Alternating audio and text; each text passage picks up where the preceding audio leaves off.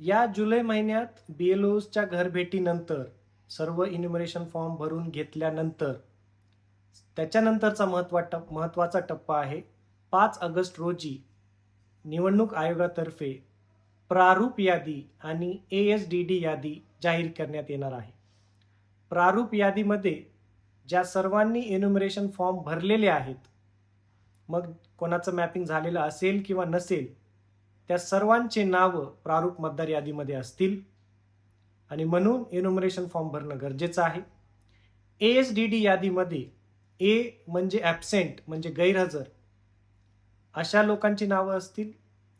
S म्हणजे shifted म्हणजे स्थलांतरित यांची नावं असतील. D म्हणजे डुप्लिकेट ज्यांची दुबार नावं आलेली आहेत मतदार याद्यांमध्ये त्यांची नावं असतील.